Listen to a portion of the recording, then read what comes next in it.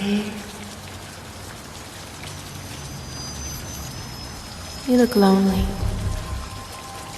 I can fix that. Hey guys, today I'm going to be talking about Iron Lung. So first, I know it has like a couple like bad reviews, for some good and some bad reasons. But a main complaint that I'm seeing, I even saw someone write a Reddit post about it, I'll put it on screen, is that it was too slow in pacing. And I think that might just be like a skill issue, skill gap. I saw it with my brother, and you know, he thought it was a little bit boring.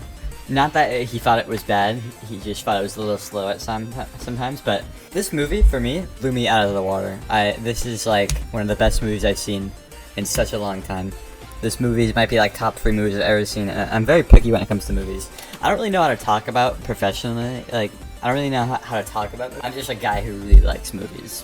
And I have seen that Iron Lung's like shadow banned on some lists, even Markiplier like pointed it out. And I assume some big company, or they just did it because it's I guess a bad look for movie studios. Like, movie studios want you to come to them, and Markiplier's just like, I'm gonna do my own thing. The movie's already made 7 times its budget.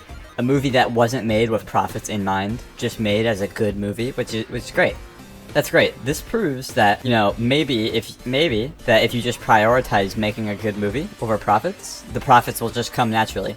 Almost! It's almost like that's just how movies started out before it became a big industry. Almost. It's almost like that, guys. It's almost like that. Anyways, I don't know how long the movie's gonna be here for. On Regal's site, you know, it says it's only gonna be here till Thursday. That's not a lot of time. It just came out February 30th. That's like a little bit more than a week in theaters. So I think Markiplier might have like hinted in his stream title that it's coming back to theaters for more weeks to come. Maybe, I don't know. Yeah, and it's also really nice to see that Mark literally made like almost this entire movie. It's like him and just like people he knows. It was a $3 million budget. I also really enjoyed how the movie ended. Spoiler alert.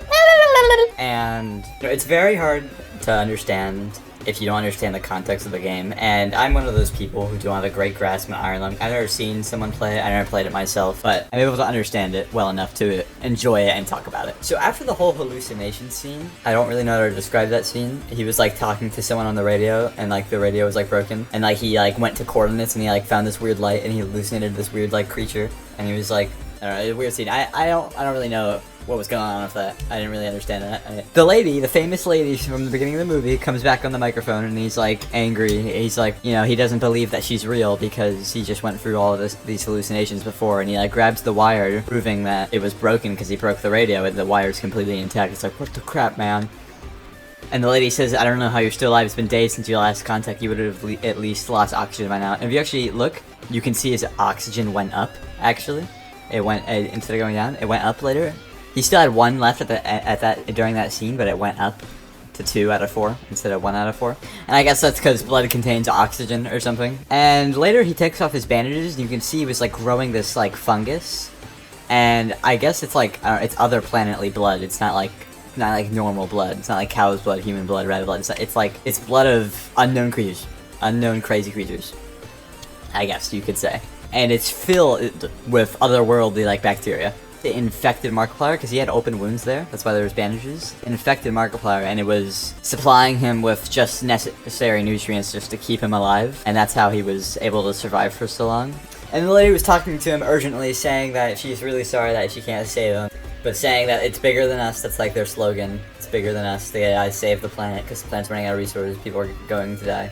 People are going extinct. So he has to go, after he collected the data from like the other submarine using the computer, he has to go down into the engine room. He has to go take this box, which I can assume is the submarine's hard drive containing all its information, photos, coordinates, past coordinates, all of that good stuff. And he has to attach it to a life vest and send it to the surface. That's his bon voyage. That's his last thing to do. And he was mad at the lady, and the lady was talking really fast.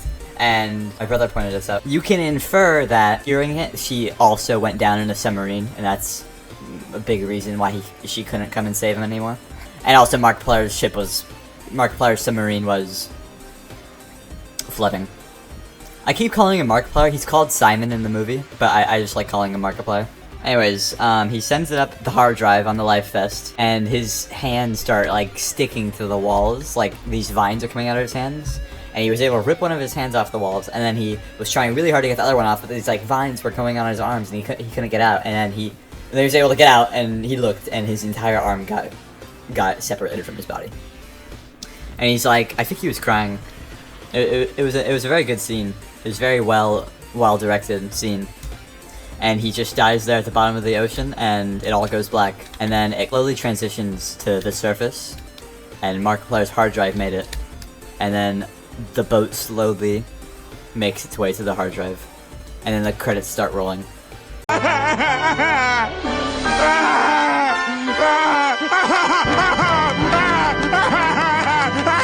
I was like Peter Griffin crying in the theater. That was such a beautiful ending. Anyways, there was one last thing I wanted to talk about, and it's a small subject. Regal has an official popcorn bucket for the Markiplier's movie Iron Lung, and it's pretty cool looking. And they had this video talking about it, and it's like they put up the Blender files like so you could 3D print it at home, and they said if you 3D print it at home, bring it into the theaters, you get a free popcorn. Now that's a cool idea, and I assume this is the way it is because this was all last second. A lot of this.